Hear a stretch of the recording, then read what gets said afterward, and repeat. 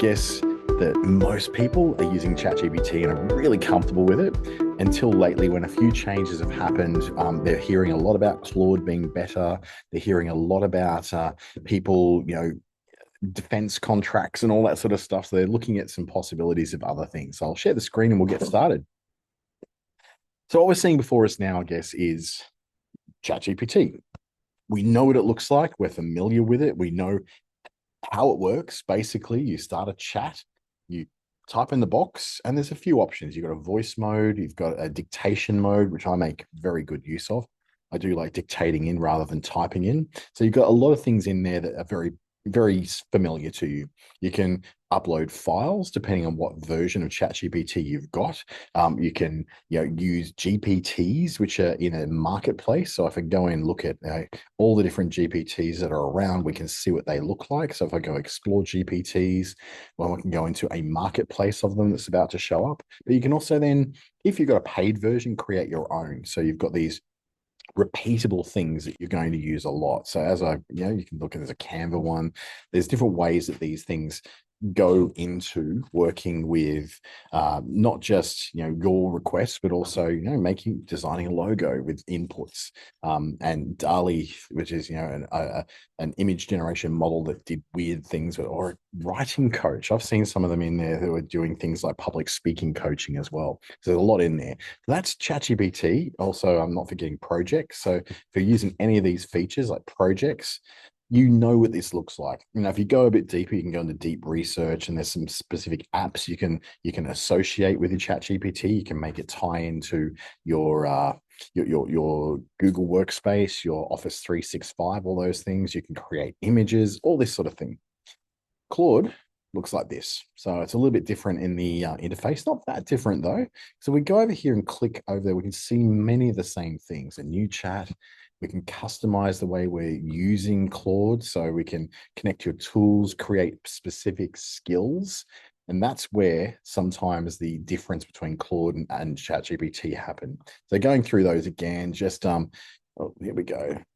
Back over here. Okay, so we can then use our chats projects.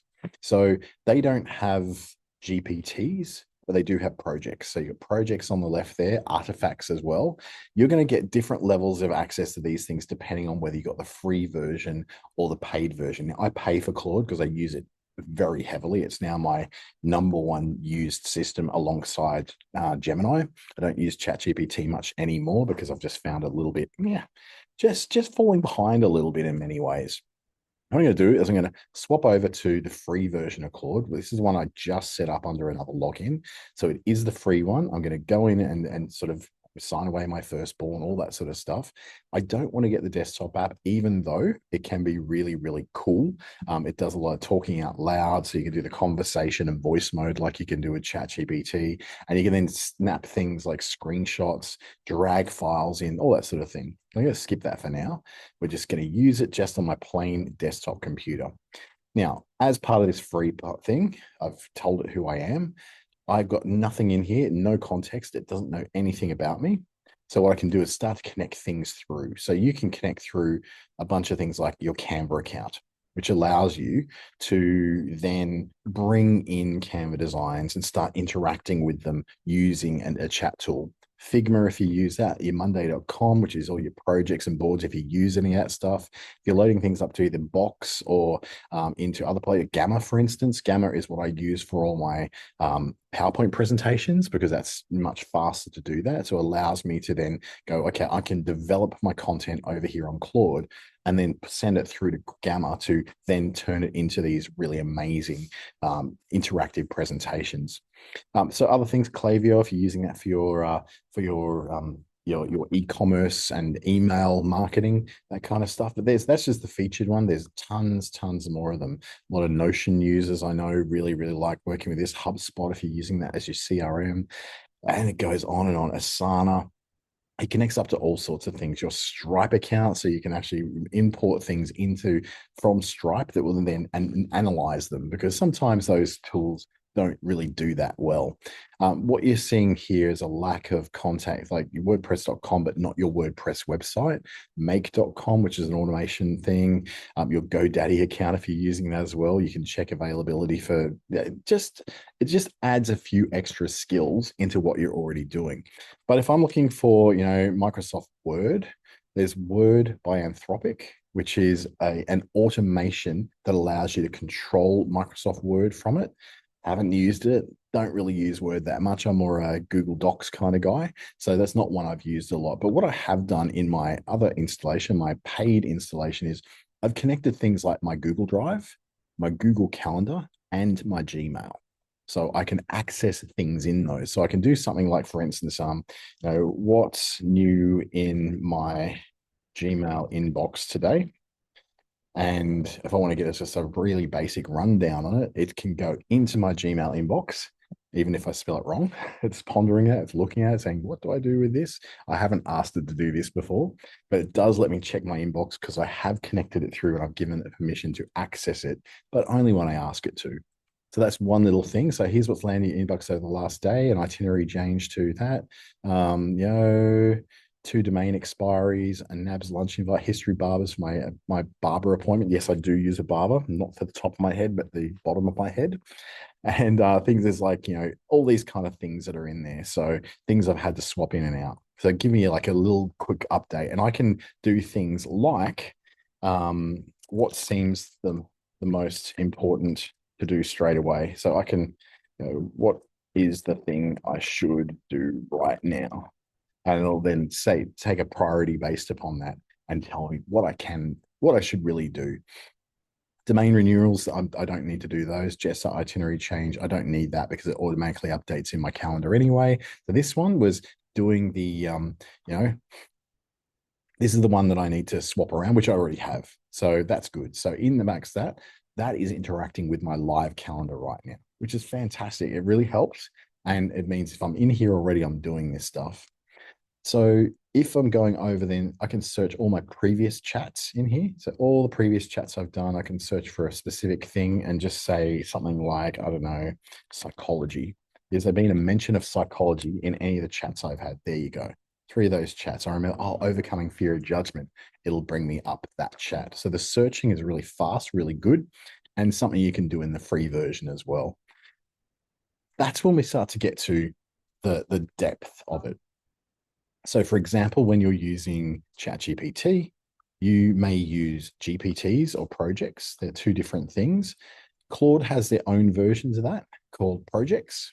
So in my projects, I've got like one that helps me compile one of both my newsletters, in fact. And then also things like, helping me to write things and my branded guides, putting those together. So, for example, this is like a GPT or a project you might use in something like ChatGPT. I can go into this Click Starter branded guides thing, and what this does, it designs up a web page based upon a presentation that I've done. So, if I can go into something like Gamma, I'll pull out one of my presentations and download it. So we've got the vulnerability line. Let's pick out that one. I'm going to download that by going share. This is not related to Claude, by the way. This is just something I'm doing. I'm going to grab the PowerPoint presentation. So it's now generating. It's going to download that. And what I'm going to do is go back to Claude and load that in and ask it to do a specific thing with it. So it can do something like, maybe turning it into a interactive online guide, which I do a lot of. So all my workshops have these as well. So as it's exporting it, I probably should have done it as in a PDF. It'd be a lot quicker. So let's do a quick PDF one because it is a lot faster to do it that way. Go, exporting's taking a while. PDF export's ready. Here it comes. So what I'm going to do, I'm going to go start, and I've got a preset sequence in here. And I've shown people how to do this on webinars before. This you can do in ChatGPT as well. In fact, I've got it over here on ChatGPT. So click start online guides. I've created that in there too. Start, it does the same thing. So these are preset sets of instructions you've already got for it to be able to do. So over in Claude, it says, what's the name of the guide going to be? I'm going to call it the line in the sand on vulnerability. So a lot of these things I'm going to show you today, I'm going to show you side by side in Claude and ChatGPT as well. So that one's got the name as well. It's going to ask me to paste or upload the material. So I'm going to do that. I'm going to upload that PDF in there. I'm going to do the same in ChatGPT because it's asking me the same thing. I've got exactly the same process in there. It does the same thing. And so Claude now has it. I'm going to keep go. I'm using the high usage versions in both of these. So it does work with the free versions really well too. So I don't have to use the high versions with these ones. They work equally well between both of them. Just taking a while to upload to ChatGPT, but the Claude is going and saying, okay, do you want to use the normal call to action? I'll just say continue because I do want to use it. GPT is nearly there, just taking a little while to upload. Find that ChatGPT has a lot more outages and downtime and slowness than what the other ones do, mainly because it's the most used one. And like 99% of users are using the free version. So they're kind of maxing it out. And you do get a preference to the server resources when you are a paid user on all these systems, but sometimes the system is just slow. Like for instance, that's taking just forever to upload. It's not that big a PDF. So it's kind of annoying in ChatGPT. But what it does in this case, it's now creating me an HTML guide. So it's creating me basically a web page based upon my training materials that I provided in that. So it's producing that so I can say, hey, instead of me sending you the useless slides that nobody really looks at, here's a link to an interactive guide that I pre-programmed that you can do. I'm going to try this one again because that's just pretty slow, ridiculously slow. 2.5 megabytes. It should be almost instant with the internet connection I'm on. There we go. It's better. Let's see ChatGPT do the same thing. So Claude's now creating all this. I'm using the top version of Claude, so it's going to take a little longer. It's thinking a bit harder, much the same as ChatGPT. I'm going to ask it to skip over a call to action and just create the normal one I've programmed it to do. So this is all stuff which I pre-programmed, and you can do this in Gemini as well. It does all the same thing. Tomorrow, we'll be doing this same kind of thing, comparing ChatGPT and Gemini on the same things. So it's now going, writing all that code like a good robot should. And Claude's doing the same in the background. What Claude does, it doesn't really, show you this. I'm showing you my code building in front of you. It just does it in the background. Then suddenly it just goes, boom, here's your output. And it looks pretty good. ChatGPT does the same. It's got a really good layout too that it does. They're all very, very good. So as it's doing that, I can sort of point over on the left here. You'll see that I've starred certain things, certain projects, right, like Dante in the LinkedIn belief shifting post, because I use them all the time to help me brainstorm my writing. That would be the same as you pinning your favorite GPT or project to that left-hand bar in ChatGPT. As you can see here, the GPTs, I've got these ones all pinned as the ones I use the most often. And then in projects, you'll see the projects I've also got pinned there, the online guides, the safe space, outreach emails, EcoBench, all the things I've mostly used in my ChatGPT projects as well. This is now written all that code in ChatGPT, so it's nice and quick. So let's see what ChatGPT does. It produces me this website that's got all the design elements I've asked for. I've already preset what I want it to look like, including all the fonts and the colors and all that sort of stuff. So it's produced me a nice little online guide that I can then take the code with and put it on a website somewhere, and then that displays. Claude is doing the same. It's just taking a little bit longer to do it because I've got the super duper 4.6 version of it working on it, and it could be a little bit faster. I could have just gone with the lower level, like the Sonnet 4.6 would have been a lot quicker, which is the default for a lot of the free stuff you're doing on Claude. And it's very, very capable. It's just as capable as ChatGPT on all these things as well. But as we saw, the new version of ChatGPT, which they say auto, but it's basically the 5.3 and 5.4. So it would have used 5.4 to do this in ChatGPT because I'm using the paid version. It may have defaulted to 5.3 to do some basic coding like I've done here in ChatGPT. So comparison wise, they're much the same. Claude's a little slower because I stupidly chose the super duper version instead of the faster version. So I could make this go a lot quicker.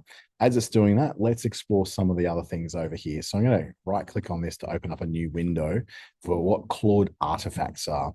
This is basically the same kind of thing as apps in ChatGPT. The things you can connect through, or what ChatGPT calls their GPT marketplace. So over in ChatGPT, if we go over to our GPTs, we want to go exploring them.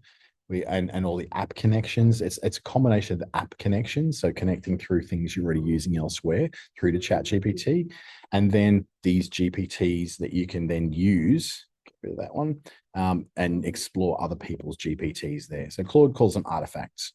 Now, this is where you can build some of your own. So these are, things I've built, like Durac lawn mowing services, which is a little thing I've built, little things I've done in the past that I've said, okay, I want to do that over and over again. I don't use this very much at all. I mostly use my projects because it does just as good a job. And I don't want to share them. So I'm not sharing projects. Projects are your private place to act just like they are in ChatGPT, where you've got your projects are your private places to work on these things. You're not sharing them, whilst you can share it to people. Projects have a lot of private information in them. So for instance, this Dante GPT one in the settings has very specific, instruction sets that I've put in there, which are not coming up for some reason because I haven't updated in a while, but the Click Start Online Guides one certainly has a lot of settings. So it's got a lot of context that I've written into it. As you see, lines and lines and lines of instructions. And I've also trained it on certain sources. So I've loaded in certain things. In this case, I haven't done it, but in Claude, I have. So I've got things loaded into this, for example. So I've got no files, but I've got a lot of context I've written up there. So you don't really want to be sharing these kind of things. What you want to be doing, you can look at that memory, but the problem is that's my memory of my use of all of Claude. It understands who I am based upon my usage of this project. So every time I generate one of these things, it adds automatically to the memory of that project. So it gets better over time. So if I correct things and say, no, I need to make it 3 times longer, it will then apply that learning to all the new ones that I try to do. ChatGPT does a very similar thing. It just doesn't have memory as far as the project goes. What it does have, though, is memory as far as the whole of ChatGPT goes. Speaking of memory, there is some important stuff you'll do mostly in the paid versions of these, and instead of the free version, but you do get some use of this in the free versions, is telling these things a little bit about what your overall preferences are. In my settings for ChatGPT, if I go into personalization, we've got this base style and tone, your characteristics of how it's going to add to your style, and then these custom instructions. So I've got a very limited amount of custom instructions I can do in ChatGPT. It only allows, I think, 8,000, might be 5,000 characters, whereas I can go on for ages with Claude. So, here's Claude's interactive guide that's built for me. So again, it took a bit longer, but the polish and the style it's done for it. Let me just make that a little bit bigger so we can see more of it. There we go. So the polish is much greater. It's created a much more polished version of that interactive guide. So it's done a pretty nice thing. It's done a great job. Like interactive elements I can tick off as I'm going. Pretty good. This, because it's learned that I want a much longer guide, whereas ChatGPT doesn't have that learning that Claude does. So this is where I go. It's learned from me that I want these things to be 3 times longer than what the default will normally pump out. And I want so much engagement, and I want tons and tons of interactivity, quizzes, all that sort of thing. Even though the exact same instructions are existing inside GPT, Claude has learned what it is I have consistently kept telling it to do. Look at this. It's so long and so useful that basically you're creating a course. Doesn't display that, but as soon as I take this over into my own website, it actually does display my logo up in the top left. It just won't do it in this particular browser. So going back to ChatGPT with our custom instructions, nothing to do with what we just saw. This is just your overall instructions, what you want it to do. So in this, I'm trying to teach it to not do certain things and to avoid certain patterns that AI tends to do. Things like the kicker, here's the kicker. It's not X, but Y, that kind of thing. Things like, like tapestry, realm, testament, nuances, underscore, delve, my favorite word to hate right now. I'm telling it to do that in ChatGPT. In Claude, you do the same thing. We just go over into our settings in here. So if I go down to my plan and go into my settings, in here, I've got my personal preferences under general. Same thing, but the difference is it takes all of them, like a massive set of instructions. So I've got, don't use these words, don't use these structures, don't do this thing where you become a servant. Also, don't use generic words. Use very specific words. Formatting and grammar. Make sure you do this kind of thing. Don't overuse M dashes. In this case, I said don't use M dashes at all. So, in fact, it's spot my spelling and grammar error there. There we go. I'll correct that. It doesn't use them anymore. It doesn't do them. Um, and then the Turing test, it does a test at the end of the generation of everything. So this is another thing, but this is the kind of detail you can go into. And this is well over 8,000, 5,000 characters. So it fits it all in so that every single thing you do in Claude will be tested against those instructions every single time. So if you got little things that really annoy you, like taking out the Z's in optimize, minimize, and theorize, well, then it will do that, and it will do it really, really well in consistency. So that's a really big thing that you can do, is set that stuff. Also tell it what it wants to call you, and give it what is the kind of thing you do mostly. If it's other, put in the other, and then it won't put a preference on. But because I'm more marketing oriented, it does understand that what I'm doing in here is mostly marketing and content related. So that's the sort of setup for those preferences in Claude. So over in your you go down to your plan, you go settings, and then you can see that. I'm paying for a max plan at the moment simply because I have max usage. I'm creating apps on here, which is a whole other level of stuff that it can do. So that's a look around the basics of Claude. There's also then, if we go to ChatGPT, look at some of the more expanded things like, deep research is something you can do in here. You can do deep research reports. Claude already does that as well. So if I just create a chat and just basically say, I want to, add deep research. So research, and it does it. Or I want to connect a certain thing. So I'm going to connect my Google account, sorry, please show Google Drive. I can add things from Canva. So I've actually already connected my Canva account to it as well, or I can search my Drive.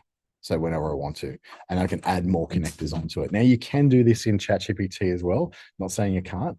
It's just as easy to do, but it has lots of different granular controls you can perform in Claude, especially with Canva. There's things it can do, things it can't do, or I can tell it to do more things. So I can basically generate designs from here over in my Canva account and then bring them back into Claude. So this is the same. ChatGPT is very much the same.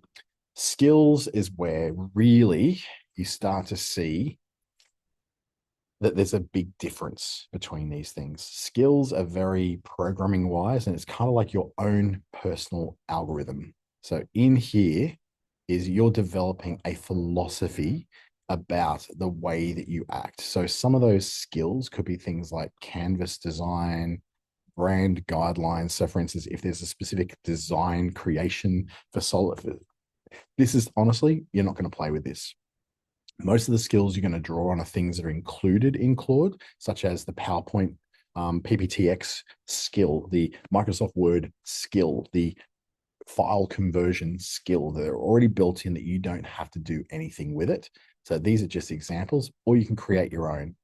And this is a big sort of, a guide to how to do that. So for example, it's got a bunch of skills already in there. If you want to create your own that does a very specific thing, it's got a trigger that you can bring up an at mention, and then it brings in a specific skill. So for instance, if you have a skill that is dealing with your CRM, or it's dealing with your common spelling errors that you want to fix, you could have a skill that you call on to use that every time. This is honestly a little bit advanced, and you're probably not going to use this so much, but it's good to know it's there. So when you do get to that more advanced stage, you'll be able to use it. And then there's, of course, like what's been quite famous lately is Claude Code. So Claude Code is a system built specifically for coding. ChatGPT has got Codex. Again, they are almost exactly the same thing. So you can download the app to work on your desktop, connect it through your GitHub account, if that's something you've ever done. I'm suspecting probably almost none of us have done that before. Some of you might have. And this is where you can go in to go, okay, I can do hardcore coding in here and build things, build apps. Same thing with Claude Code. It can connect through the terminal. It's all these things you can do. You can start on the web. You can do it on a desktop. If you're going to do this, you can, but you actually don't necessarily, if you're doing very basic things, you don't necessarily need Claude Code itself in which to do those. Like, for instance, what I just did before when I brought up our little guide. So in that guide was created in such a way that was in Claude Code. So if I open this up, it actually created code that is Claude Code as well. So the easier way to do it is just through chatting with Claude. But once you become a developer, once you become someone who really wants to do something much more heavy, that's where you might go into Claude Code, where you interact with the code more. Like I can go in here and change some code in here manually, and that's fine. But the reality is, how many of us on this call and whoever watch this will ever understand what any of this means? This is where you will just usually just interact with the code through the chat on the left-hand side and change the things you want to change by asking it. So for instance, change the start the guide button to, no, let's change it to green. And that's how we would normally interact with these things, just through the coding feature within the regular chat in Claude. As I said, most of you are never going to do this stuff. You're probably going to, get other people's, prompts and project prompts so you can start creating more fun things. This thing I love doing. I love creating these things because they add an extra thing onto my list of things I can do that other people generally don't do when it comes to training and in webinars and whatnot.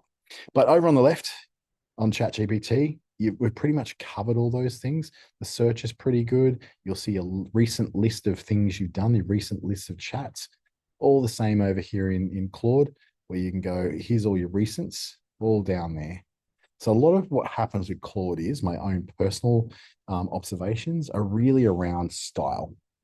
I believe that Claude is a far superior writer out of the box, as its style of writing has always been far better and more nuanced with the English language than what ChatGPT is. Also, it learns dramatically well about who you are. So if I was to go in here and say, create a post on LinkedIn in my style about, I don't know, the power of learning code at a basic level. So I've put an assumption in there that it knows who I am. It does draw from my learning to exactly know who I am. Even if I go for the quick free version, not the super, super powerful version, it will still draw on that. So it'll fit. Look, it's worked out who I am. It's gone to my LinkedIn. So that's how much it knows. It went to my LinkedIn and went, okay, I can't write code, not properly anyway. I can build a database from scratch. It's actually written a really, really good personal post based upon what it knows about the way that I write. And that's straight out of the box. I haven't had to personally train this. There's nothing in my instructions that I showed you before that tells it how to write like me. I've just told it how not to write like AI.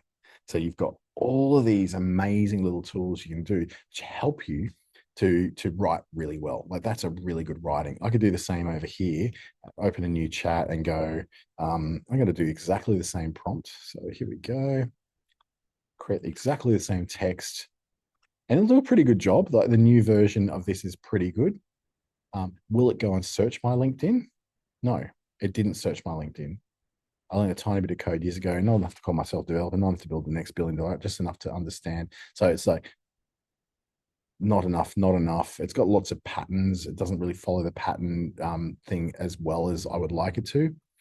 You see structure, inputs, outputs, conditions. It's a bit more formulaic, lots of formatting in here. And it's not this, it's that. You stop asking this, you start asking that. So it has not picked up much of my rules that I wanted for it to obey as an overall style in here, where Claude has really obeyed that. And it's gone, actually, I'm not doing that. Basically, that's a job. Got a little bit of a call to action in there because that's what LinkedIn posts are apparently like. I usually cut that little bit off.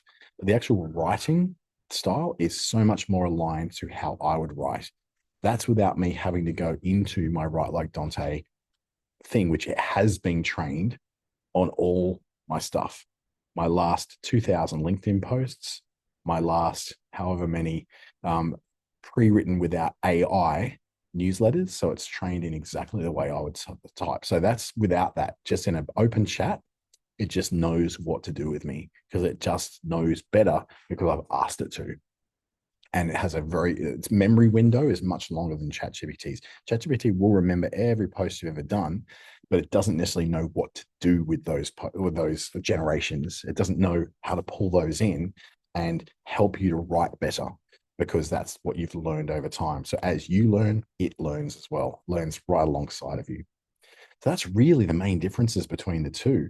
Cost wise, they're almost identical in pricing. So if I go, Claude pricing, it's going to tell me basically in the upgrade to what I've already got, 26-month Australian. So they're around about the same.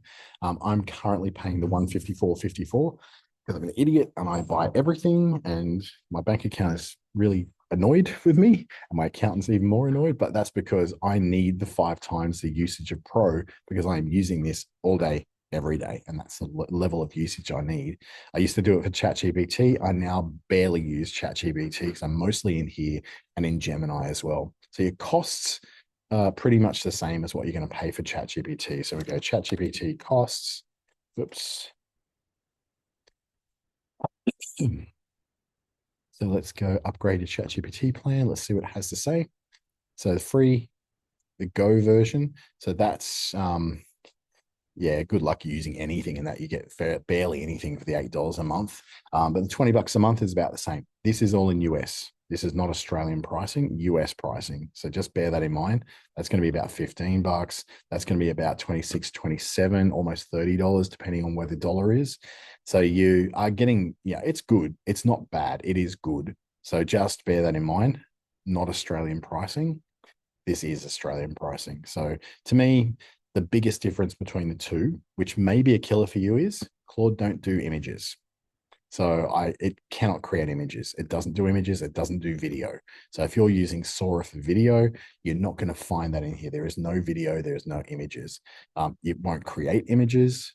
It doesn't have an image creator like ChatGPT does. So I could go to a new chat and try to create an image and go create a flat red and yellow logo for my fast food restaurant called McDowell's. And it will do that, but Claude won't. It cannot create images. So if that's an important thing to you, it may not be the right time to jump over. But that said, I believe that by far, Google's Gemini creates by far the better images and does far better with editing images. And their latest release just this week can actually consistently take 14 different elements from an image and be able to work with it and carry those elements consistently across from image to image to image. So it's very good at being able to take a character and make that character more persistent. ChatGPT is good. It's not terrible. It's still good, but it's not quite as good. So as what Gemini is. Claude, though, doesn't do that. So you're not going to be able to do that stuff from there. It's doubling down on what it does well: code, writing, and accuracy. It's very big on those things.